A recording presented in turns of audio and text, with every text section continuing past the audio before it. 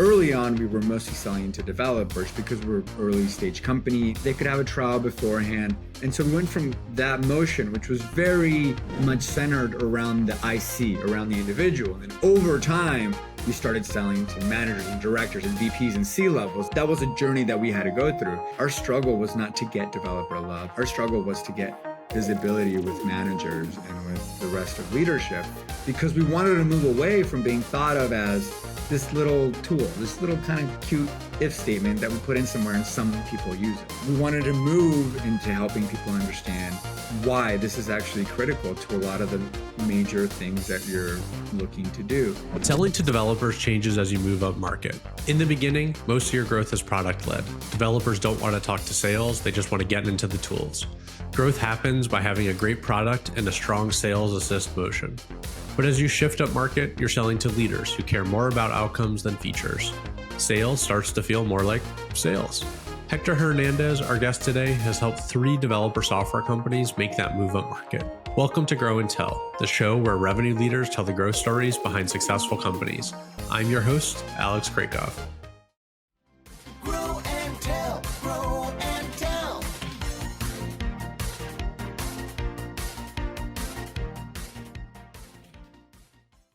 After 3 years at Scuba Analytics as Director of North American Sales, Hector Hernandez joined LaunchDarkly as Senior VP of Sales and Customer Success in 2017. Their DevOps platform already had over $1 million in revenue, but needed to add a sales team to evolve past their product-led motion. Since then, LaunchDarkly has grown to over $60 million in revenue and a $3 billion valuation. In 2020, Hector joined Traceable AI, an API security company, as CRO, helping them on their way to a $60 million Series B. 2 years ago, Hector started his current role as CRO of Teleport, an identity and access management platform. Today, Hector and I talk about what it's like to join a company in scale mode, how selling to developers changed in 2023, and how to enable a great sales team culture. I hope you enjoy our chat.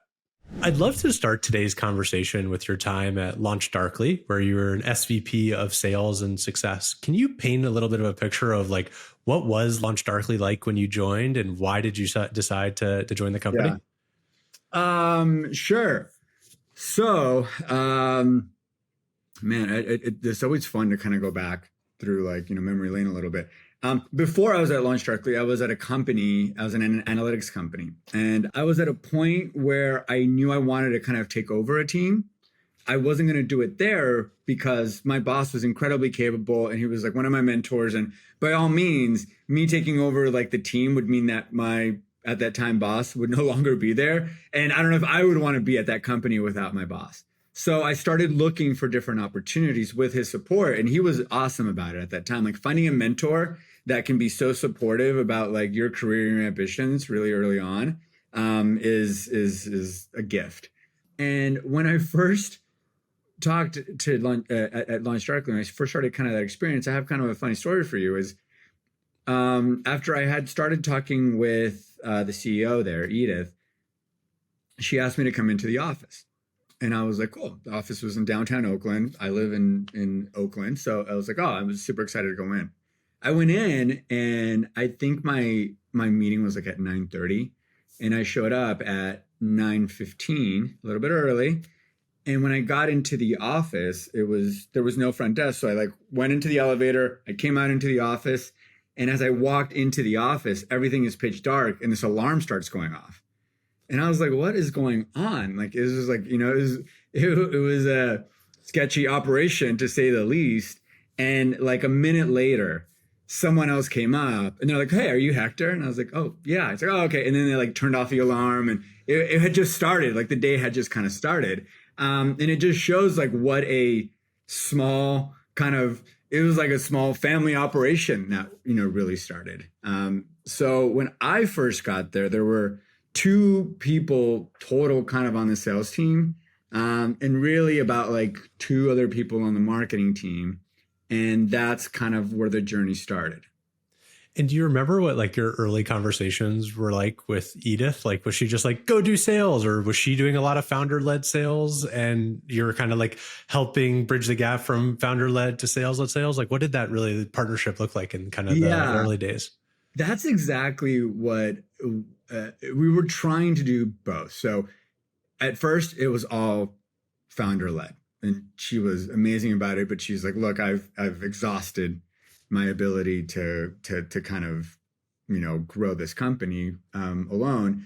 She did have a funny story where one time, she did a demo or something and a customer asked her, hey, how much is this? And she gave them a number. I think it was like, whatever, $20 a month. And they're like, all right, sold, let's do it. And then, later on, she's like, wait, hold on, maybe I can ask for a little bit more. And over time, that's how she was kind of doing some testing. One time, some large company called her up and said, hey, we saw a demo of your product and now we want to release this. And it was like a big number, like, hey, we want to release this to a bunch of people. How much is that? And she was like, oh, and then she dropped like a nice, healthy, big number. And then they're like, okay. And they like went away. And she was like, oh no, like, oh my God, what happened? Like that. And then one day they just called her and they're like, all right, we're ready to move forward. And so she was like, is that how these things work? I was like, no, it's not how these things normally work. There's a process, but she she muscled and willed her way towards really getting a first set of really tremendous customers and really tremendous logos. But she was really looking to kind of scale that out. And so what we did is we started by taking all of the great bits of what she had been doing, learning from them, and then trying to kind of make them our own. Like, how can we come across as subject matter experts or as, really confident, capable people without the founder tag? That was a really hard thing to do. The first few hires were like really tremendous people. The first 3 hires there are actually still at the company now, like 7-8 years later. So the quality of those first few people and like their spirit and they're like, let's just try anything was really crucial to it. But that was the initial few days. The initial few months was like, how can we go from like Edith and our co-founder, run everything to handing that off to a new team. And were you sort of like a player coach in the early days? Were you leading deals yourself and hopping in things, or were you really focused on team building and hiring? Like, how did you sort of think about your priorities as, okay, Hector, you're in charge now of sales. Where did you go? Where did you start? Yeah, it was an interesting place because there was a lot of demand. There was a lot of pent-up demand. We're getting a lot of inbound. They originally, one of the co-founders came from Atlassian, and so they knew that like self-serve motion really well. And so they had really tried to get that going. And though the self-serve motion wasn't allowing them to grow by as much as they wanted to really have, a fast growing company, it did provide very consistent pipeline already. So my role coming in was really to add more capacity to the team. There was a lot of coaching, but I didn't. Even early on, I didn't take any like opportunities on my own. There are some places where you go where you do have to do that, but the dynamics at LD at that time were just, we needed to gain more capacity. So my focus was really on supporting the current team that was already there and hiring more folks and enabling more folks. It was also on adding additional functions that we didn't have. So we really just had 2 sellers. That was the entire realm. We had another person that was kind of doing marketing product stuff. So we brought him into, back into the sales organization. And then we started adding solutions engineers. We started adding, a sales operations team to really help us, elevate some of these things. Over time, as that continued to grow, and as we started to see like capacity being tapped out with the team, and we started growing the team and adding to it, then what we did is we started doing segmentation, where we moved from, someone was talking to IBM in the morning and some charity in I don't know, Brazil in the afternoon, to like segmenting, like you should only have conversations with these types of customers and you should only have conversations with these types of customers, not only because the value proposition is different, but because the overall motion is, as you know very well now, Alex, is very different, right? You go from, I can potentially put down a credit card, to, okay, here is my security team. I need you to help me get through this. I need you to put together a BVA so that, you know, I can get sponsorship from my EB on this, and I need you to help go through procurement, and we have to go through legal. So there's all those jumps. So it was at first one person managed two very different types of sales motion. And then over time, as we continue to mature, we started to have more and more specialization. And was it hard selling to developers? So I assume that was like your main ICP, but let me know. Yeah. Okay. So you're selling to developers. Like, I feel like developers are notoriously like, don't want to talk to sales. And so how did you deal with that dynamic at LaunchDarkly? Yeah, it's interesting. You're right. Everything you said is right, but there are like different nuances to it. So early on, we were mostly selling to developers because we're an early stage company, and we had kind of this, not really PLG, but a very like, you know, they could have a trial beforehand.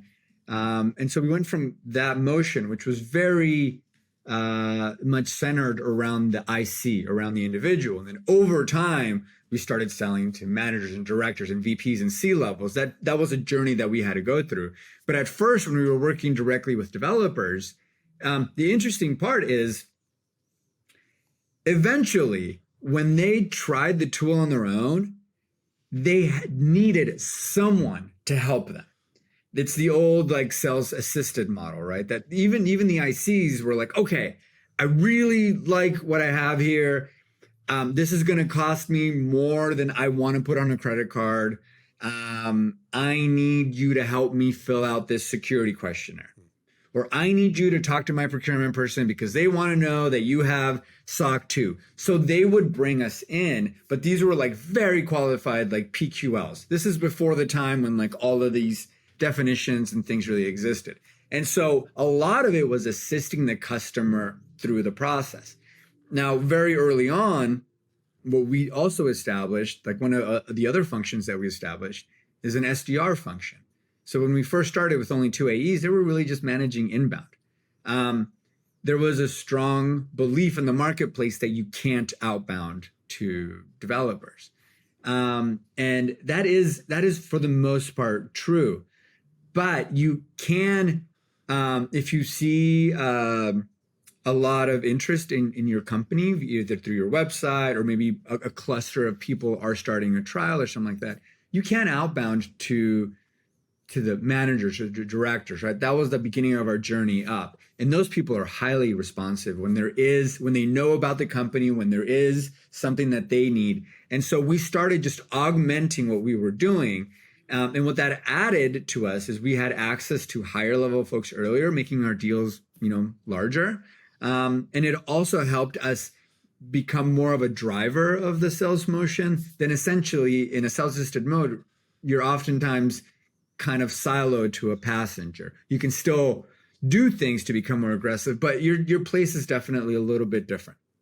It's super interesting how it seems like you're basically a developer advocate going in, helping the developers get more out of the tool, then taking that positive momentum to go find champions internally, go find other people, multi-thread the deal, and try and get it to a sort of a broader organizational wide deployment, and kind of take it from an engineer messing around to like, okay, this is actually like a product or CTO level initiative. Yeah, there was a couple of customers where like there was someone that just got the tool and like loved it so much. It's something that was unique about that product that, you know, we all wish we could have like everywhere, where there was just like real love from the community really, really early on. And so there were many times when someone would come in and they would make a purchase for, I'm talking about literally like $500 in ARR, not MRR, but in ARR.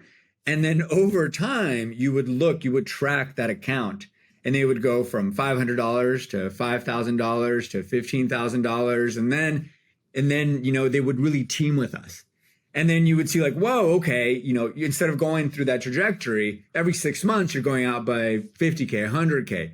3 years later, that account that started at $500 a month was paying us, you know, 900K. It took years to get there. But it was the learning that was happening on both sides. And it was only made possible because that one really early on engineer or architect had such love and affinity for the solution. I mean, it sounds like LaunchDarkly sort of nailed product market fit pretty early on, but I'm curious, like as you were moving, I always think product market fit is like a moving target. You might have it in one segment for a developer, but then as you're moving up market, trying to sell bigger deals, I'm sure there's like gaps in the product, or maybe people don't believe your value prop as much. Like, what was that journey moving up market like for you at LaunchDarkly, and how were you able to kind of close bigger and bigger deals over time? It sounds like we got product market fit pretty quickly, but keep in mind, like before I joined, I'm sure they were duking it out, right? They Fair were enough. like, Yeah. so I don't want to I don't want to short sell all the work that the team had done the 2.5 years or 3 years before I was there to really get to the point where it was. But you're right, the product market fit there was really remarkable. It was pretty tremendous. So how did we actually start kind of closing bigger and bigger deals? Well, it started with a couple of things that we did early on.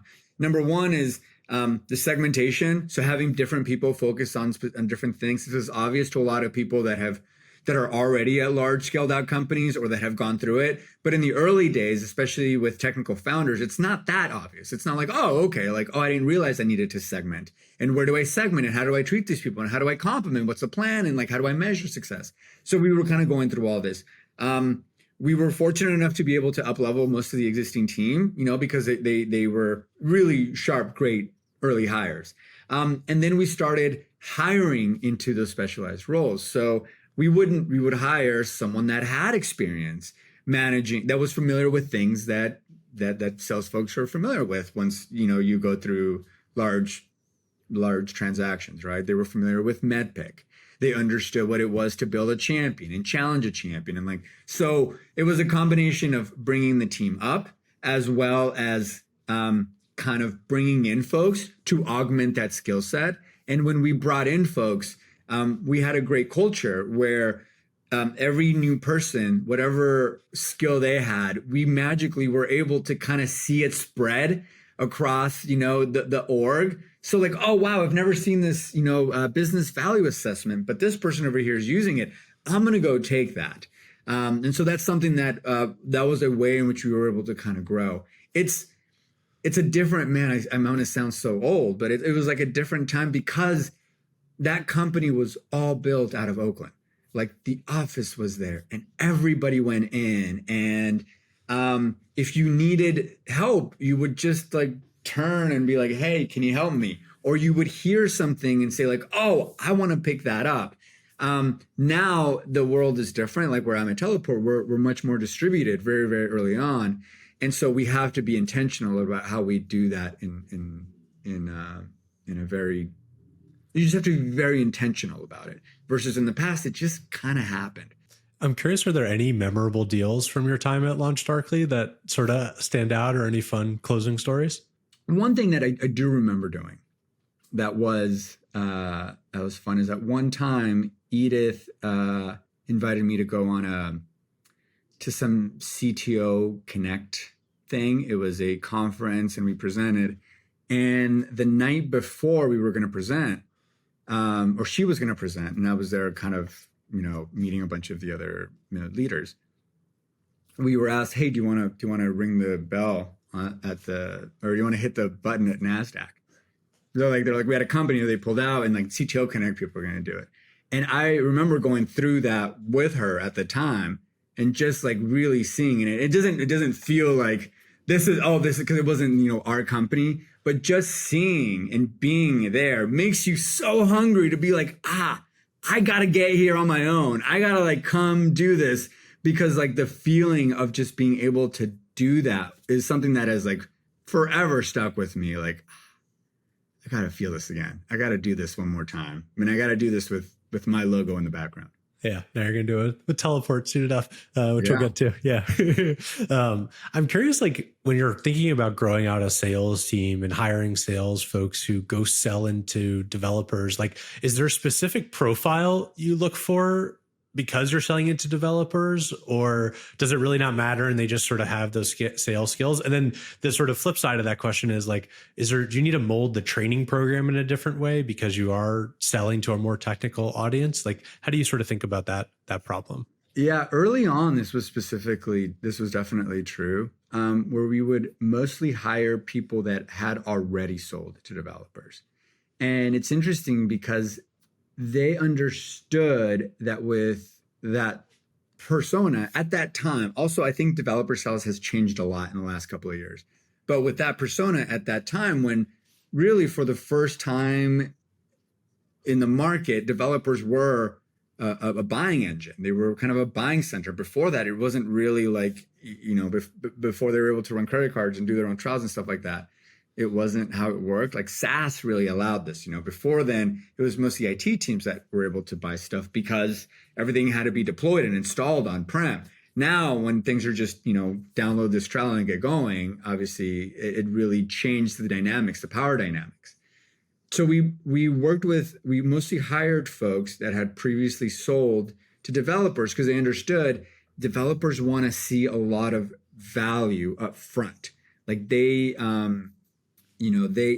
especially when it's smaller deal IC driven at that time, they don't necessarily so much care about like the vision of where you're going to go as a company. They need some support on like solving their particular problem. Like they really want to figure out, like, I have X thing that I need to do, help me get that thing done. So the initial sales team was really focused on what I would call, or what the market calls product sales, which is like, you're a real expert on the product and like all the speeds and feeds, and you collect the customer's problem, and you try to figure out how you can wedge your product into that set of problems.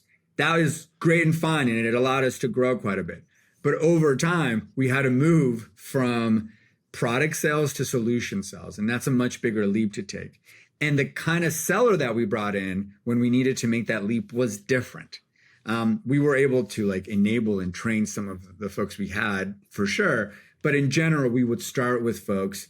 In the early days, we started with folks that had sold to developers. In the later stages, we started with folks that had sold complex solutions. We preferred if it was like, in the part of the infrastructure stack, but there was definitely more of an emphasis on sales regimen and sales skills and that experience versus necessarily the being able to talk to developers piece.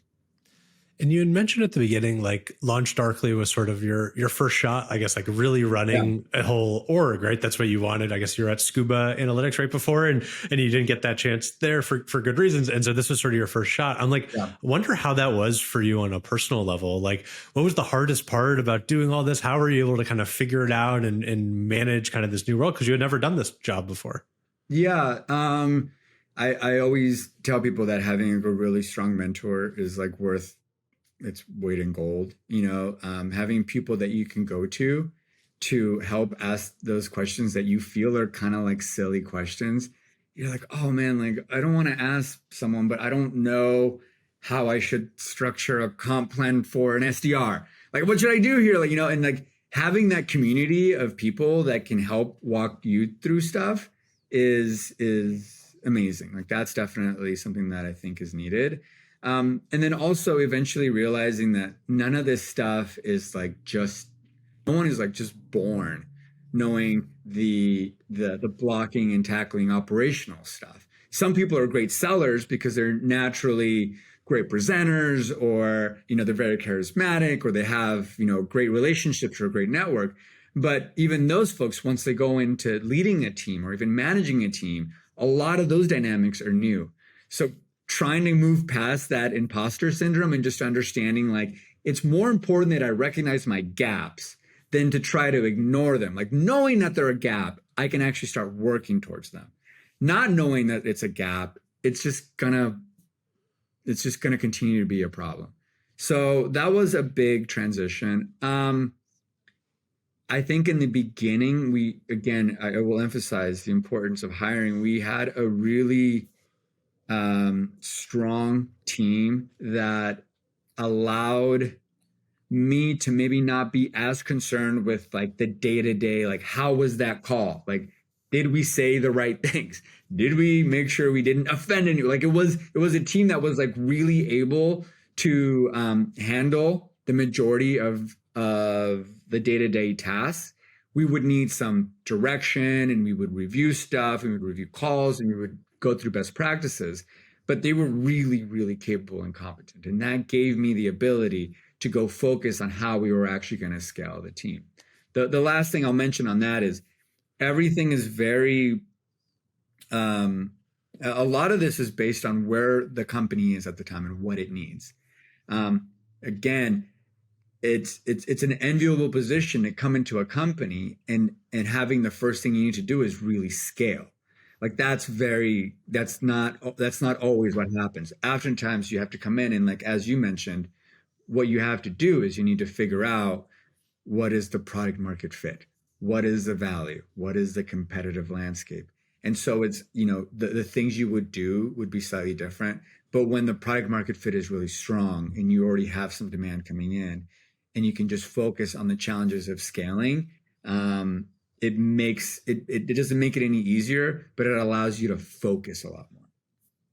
And at LaunchDarkly, you were also responsible for customer success, which I think was maybe a new area for you to kind of be in charge of. Like, how did you think about building up the CS motion and that department at LaunchDarkly? Like, was it just hire really good people and kind of let them run it? And like, what does CS look like for a developer? Or because I imagine there's a lot of, developers are pretty like self-sustaining. They can do things on their own. So what does that actually kind of look like? Yeah, that was a growing experience. We definitely kind of stubbed our toes several times. There was a natural, like I mentioned earlier, there was like the natural like love for the brand and for the product, which served us really well. And it was also a fairly sticky product. Like once it got implemented, it was kind of a pain to get rid of. So we were definitely working with the wind, at our back. A lot of the CS focus on the early days was partially support and then partially how do we expand this? Like, where do we go next? If 5 people are using us, how can we get another 5 people to use us, another 10 people to use us? At first we hired and we had a persona for what we were hiring, and we didn't like nail it, because we were really focused on like the support piece of it, like the technical capabilities, but we weren't so much focused on the growing piece. And what you want out of your CS team is not someone that's only going to be providing technical support. You really want there to be a strong focus on how do we, if we're not expanding the account, are we at least expanding our influence within the account? At least are we able to get higher into the account so that we're setting ourselves up for growing in the future, or for at least, if it's not wallet share, it's at least mind share for that organization. So we did go through an evolution early on to try and find, like the right kind of candidate that would fit our needs. Now, even though it was a developer sell and a developer motion, as I kind of mentioned a little bit earlier, our struggle was not to get developer love. Our struggle was to get visibility with managers and with the rest of leadership, because we wanted to move away from being thought of as this little tool, this little kind of cute if statement that we put in somewhere and some people use it. We wanted to move into helping people understand why this is actually critical to a lot of the major things that you're looking to do. And so we started playing with some messaging on the CS side to move away from being features functionality centric to more kind of use case centric, trying to pitch or sell other use cases to other people within the company to try to really not only find more users, but also up level our standing within the account. Like, yeah, we are that thing that you use to turn, to turn some of your infrastructure on and off. But we are also powering the digital transformation that your CEO was talking about, at the last, board reading. So once we were, CS was a way that we were able to have a lot of those conversations. And oftentimes those conversations were had by our CEO, but CS was like the vehicle in which we were able to get access to like some of the senior people that we needed. I'd love to switch gears a little bit and talk about what you're up to now. So you're the CRO of Teleport, which is another developer software company. Can you talk about like why you joined Teleport and explain a little bit like what is Teleport? Sure, no worries. Well, I joined Teleport because I had a strong relationship with people that were already in the company. So I kind of knew a little bit about it, and I got really excited by not only the trajectory of the company, but the value proposition in the way that they were talking about like where this market was headed. So what we do is we really are the way in which people access all their infrastructure and really anything in their cloud or in their environment. Developers use Teleport in order to securely access everything that they have. And as they talked to me more about like where they were heading and the things that they were doing, it was evident early on that though right now this was perceived or seen as a maybe single purpose solution, like, oh, this is how your developer securely gets access to a Kubernetes environment or a Windows box. Even though that's what it was and that's what the market understood, the long-term vision was very, very big and it was very broad, and it would solve like really complex business cases, and it would also be able to consolidate what is a really confusing and really cluttered space. Right now companies use, I don't know, a dozen tools to achieve what we're kind of slowly chipping away and can achieve under a single solution. And I thought that was really exciting. Having the vision for a full platform so early on is one of the most it's like one of those exciting moments as a sales leader, right? Because you're like, not only can I see how we're going to get to the next milestone, but you can see how this is going to become like a really big thing. And as a seller or as a professional in sales or marketing or rev ops, all you want is a shot. That's all you want. Like, just give me a shot to be able to do that. And Teleport checked all those boxes. And what was the company like when you joined? Like, how many people were there, and like what was the kind of the state of the go-to-market team? It was really interesting. It was a very successful company already. So it was much larger. It was many times larger than LD when I joined there. And what was interesting about it is that, again, at LD, I started and it was like, we need to scale, because we have a lot of capacity. Teleport, it was really similar, but the timing at Teleport was like really interesting. Like, I started in late February, early March of 2022, which is also kind of when, tanks started coming into Ukraine from Russia. And like the series of events that happened to the market really impacted what we could do. Whereas at LD, the market for the most part stayed out of our way. Like, it was a 2016, 2017, it was a good market and it was growing. It wasn't like anything particularly, there were no major disturbances here. There were no major disturbances until COVID happened. And obviously that was a pretty big one. So, but here, very early on, there were like major macro shifts that impacted our ability to perform against like the plans that we had.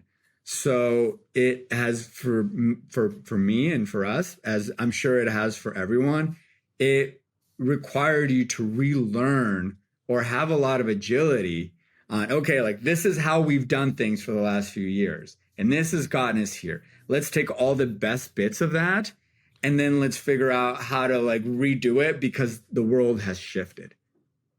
What's an example of something you maybe changed or shifted in your process? Little things. I'll go with one that I think is pretty ubiquitous, and that I think anyone that you talk to will be able to relate to.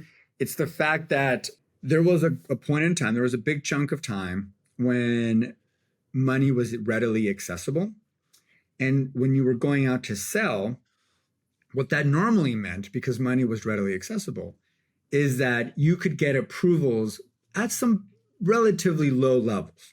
You could get approvals for a healthy deal. Let's say, I don't know, 75K, 50K, just to use a number.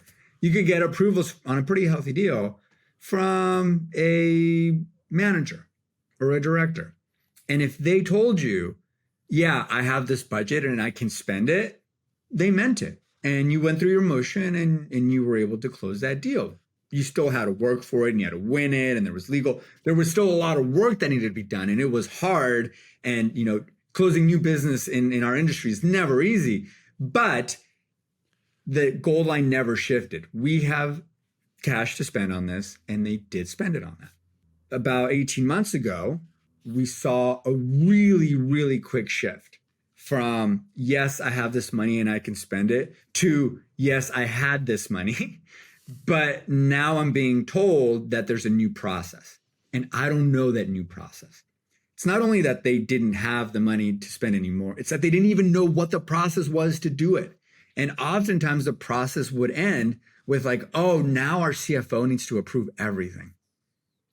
So going one quarter when you're working with like a mid-level manager or a director who has their budget, who's not really asking a lot of questions and closing it, shifting over to like now the CFO needs to approve every single spend, same $75K deal. That is a dramatic shift in your ability to forecast.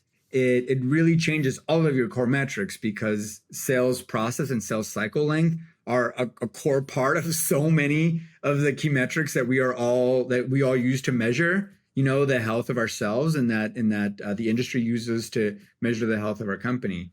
So that small thing would add weeks, if not months, to the approval process.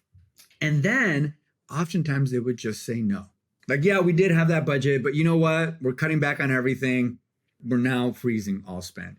And that it was the speed at which that shifted that most impacted us. It wasn't like gradually over time we saw the level of approval and the amount of time it took slowly increase.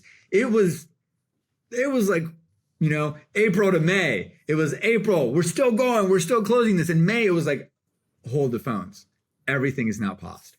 Yeah. I mean, I think that is such a good story, because I think it's something we've all been feeling in SaaS over the past couple of years is, it puts so much more pressure. I imagine you had to like change the whole way you even pitched the product and trying to build a business case and show the value to like the CFO and the executive level team, who probably barely even understood the implications of some of these infrastructure things. I can't imagine like teaching a CFO about the developer side of things. Yeah. That must be very challenging. Yeah, like we would tell the team, like, just assume that the CFO has no idea what this is and doesn't care what it is.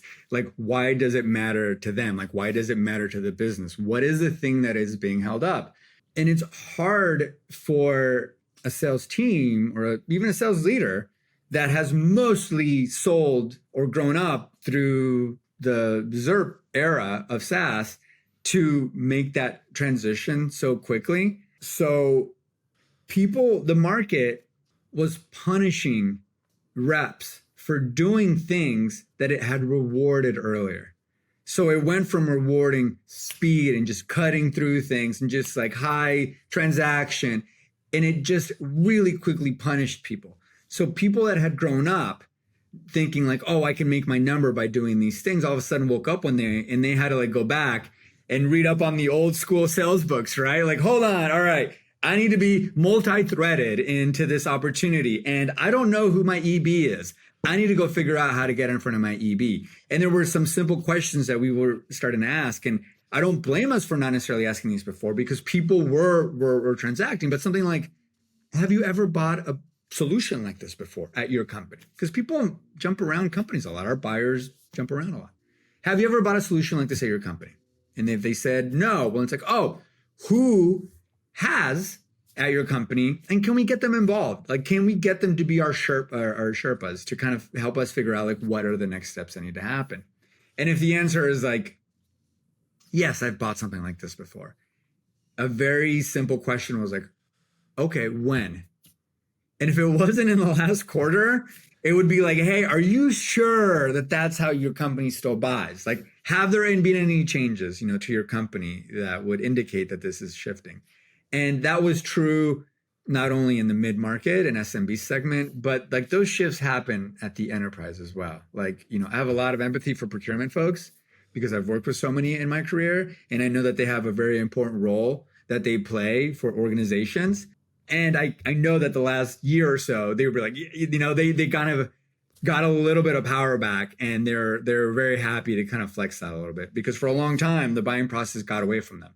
People were buying things on their own. People were coming to them saying like, hey, I downloaded this thing and then I used a bunch of it and now I owe them $20,000. Now I owe them $50,000. Can you please pay this? I'm like, what? Like, what do you mean? Like, you just started using this? And now they were able to kind of bring things back in, and they were able to establish their own procurement best practices, which maybe had gotten away from them. So the market has definitely corrected in the power of on the buying and procurement side. I'd love to talk a little bit about, I think one thing unique about Teleport is like there's an open source element to it, right? And so how does like having an open source element to your business sort of impact like your sales and customer success motion? How do you sort of play with that open source community? Oh, that is like an entire, half day conversation for us about like how this becomes really unique. The one thing that open source does give you is it does give you like a lot of, again, a community. It gives you like a lot of love. It also gives you, for us, we're really kind of, in the security space, there's nothing better than being able to just go show people like look, this isn't a black box. You can go see everything that's going on in there. Like you can audit it yourself. You can go through that entire process and be like really, and rest assured that, we've built a really strong product. So it does give you a lot of credibility, and it does give you a lot of momentum. Actually, right now, I haven't checked in the last few months, but I have been told that Teleport is the security product with the most GitHub stars out there. So like, that's great. Like that shows like wide adoption, wide love. It helps you understand that, wow, there is like real pain that we're solving here if it's this widely adopted. On the other side, there is an additional hurdle that you need to jump, which is like, making sure that the customer sees enough value in your enterprise solution or in your paid for solution that they can't get just with open source. And that's not only a sales or marketing problem, or it's not only up to the leaders there or the individuals there to solve. It is a company-wide process that you need to go through. Product and engineering are vital to that. Understanding why are people using this and what kind of people are using this, right? If there's a bunch of smaller companies or there's a bunch of people using it for, their network at home or for a side project, that's great. That's what it's there for. If you have a Fortune 500 using it and rolling it out to, 20,000 users, then you're like, hold on, like that was never really our intent. Our intent was never to have this be, rolled out in this way. So why is that possible? What should we do? Are we comfortable with that?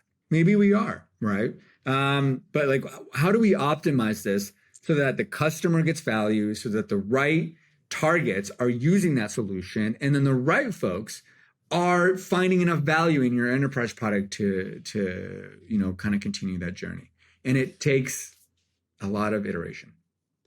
Yeah, I imagine it must be very interesting to figure out, okay, what are those like product triggers between the open source side and the enterprise side that cause people to upgrade? And I'm sure there's a ton of experimentation that goes into that. I think one huge benefit I see of open source is you have like this defined pool to sort of fish from like a outbound sales perspective. Do you just like outbound to all the people who are doing things in GitHub? And is that kind of how the sales motion works? Or do you let people come to you? Like, how do you, I don't know, do that in a tasteful way? Because I'm sure if you're too salesy to the community, they might revolt back to you. So like, I don't know. How do you think about We've been pretty conservative. I think I like where your head is at, and I'll have you talk to my engineering leadership about kind of being able to do that. But we don't collect any data from our open source community at all. It's really important for us to make sure, especially with the kind of product that we have no idea. Yeah, I guess really security too. Idea. Yeah. And so I could see how like if we did have a product and we were collecting like all the information about who the companies are, it would be like, hey, we know exactly who to go after. So we have to use different kinds of data. We use third-party intent data. We use different things to kind of understand some of the organizations that may be leveraging it, or more importantly, that are in the market for a solution like it. So what we really do gain is a lot of developer love. We gain a lot of adoption Our code base is probably stronger because of it, without a doubt. There are a lot of really large companies that say the fact that you are open source made us feel comfortable moving forward. So there are a lot of benefits. On the go-to-market side, it can be a double-edged sword. It can be you need to convince people that they need to move to the enterprise, and oftentimes, like with us, and I'm sure a lot of other companies out there, you actually don't know who's using it. But on the flip side of that, it's really nice to sometimes get on a call and say, hey, how did you hear about Teleport? And they'll say something like, oh, we've been running Teleport for a year, and now we need some of the enterprise functionality. It's like, we love the product. It's great. You guys have done a great job. Like, now let's figure out how to scale this. And that's just fun. And you never get that if you don't have that before. At best, you have like freemium or maybe extended trials, but people don't really productionalize a 14-day trial for sure, or a freemium product like they do something that's open source. I also love what you said earlier about like the transparency in the code. And like, I imagine that just is so important when you're selling a security product for people to go in there, pick it apart, and see actually what is behind the scenes, which is so different than any other SaaS product that's out there. And I'm sure all your competitors as well. So that's a very interesting dynamic I never thought about. It is. We get some really interesting comments. So like, I've been really fortunate in the companies that I've worked with that like people really do love the platform, and people will come to us at trade shows, or something, and they'll come up and they're like, hey, I just wanted to say thank you. Like, you guys have built an amazing product, and, we use it all the time, and we think it's invaluable to us. And I just wanted to like shake your hand. And then you take credit as if you were the developer that was actually doing it. But you're like, no, like that, God, man, like, doesn't that pump you up? Like, don't you want to turn around and be like, yeah, let's go, like, figure out how we can get this in the hands of more people because it's actually providing value. It's something that is really at the core, making a company more efficient and more secure. And as salespeople, if you're not highly motivated by the product or by the solution that you're selling, it's hard to bring your whole heart into it.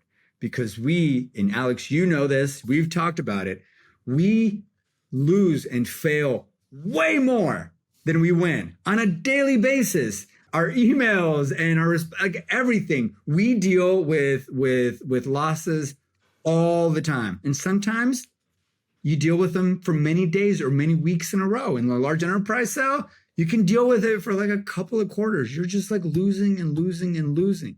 If you don't believe in what you have, that it is actually better for society or for the market, or that there is like someone out there that's really benefiting from what you're doing, it can be really hard to get through those dips in your cycles. I'd love to end today's conversation talking a little bit about what it's like building a remote sales culture. I think you mentioned before Teleport's pretty remote, and it's very different than what you were doing at LD. So how do you think about building a remote sales culture? Because I think sales especially seems like one of the hardest departments to do that in. Yeah, I haven't, I will give you kind of some of the things that I've noticed and I've seen, but I want to make it clear that I could probably learn how to do this better from other folks. So I'll be keeping an eye on this channel, and whenever you have someone that has nailed this, I'll be listening in. What I have learned is that no matter what, our particular organization, I don't think this is particular to Teleport. I think all sales or revenue organizations are like this. It is really important to connect every once in a while in person. Those become some of the most impactful sessions that we ever do. And we only get together a couple times a year, but every time the feedback is like, I wish we did this more often. Like, I learned so much, or like this thing that, that people were trying to explain to me for 6 months. I finally got it. Because I was able to do that. So if you can leverage in person, and it doesn't always have to be like everyone, it doesn't have to be hundreds of people. It's nice to do that because people can cross-pollinate. But even if you're just able to get small clusters of people together more often, it's very positive. You build community. The real big struggle outside of enablement, which again, not something that I've totally nailed on like how to properly enable people remotely. But outside of enablement, it's the culture piece that we really lose by not seeing each other. You know, it's really simple for me to be here, you know, on this screen and then just close it and then go off and do whatever with my day. It becomes like a transaction. Like this becomes very transactional. It's very different from like shaking someone's hand or breaking bread with them or just being able to hear about how their life is going outside of you having to schedule time to talk about how is life going. Like that organic, those human elements are lost. And when you're able to connect people, what happens is that this relationship goes from being transactional, like I'm doing this and I'm going to click this off and now I'm not doing this, I'm going to do something else, to there actually being some connective tissue. Like I want to do this thing that you're asking me, not only because it's my job, but because I know you and because I know that you need this for XYZ reason. I know that this is a really important part of your career. You're trying to grow your career. And if I'm able to help you with this, it'll move you forward. You know, I want to be of service to you. You know, that is something that gets lost if people don't have that personal connection. And so again, I don't have all the answers. I'm sure my team can tell you about all the ways in which, you know, we maybe haven't rolled things out perfectly. But one big learning that I have had is that even if you're fully remote, finding opportunities to get people together is really, really important. I know it's not like groundbreaking, but I have seen it with my own eyes be a huge difference maker. Well, thank you so much for the time today, Hector. If Of people course. want to follow up, ask questions, where's the best place for them to find you? You know, I'm on LinkedIn and I will chat with most people that hit me up there. I'm also on X. I can send you over my information so people can kind of link to on that. Those are probably the easiest mediums to get in touch with. Right on. Thank you. That's a wrap on another episode of Grow and Tell. If you enjoyed the show, subscribe to us on YouTube or your favorite podcast platform, or find every episode at growandtellshow.com. I'm your host, Alex Krakov. Thank you for listening.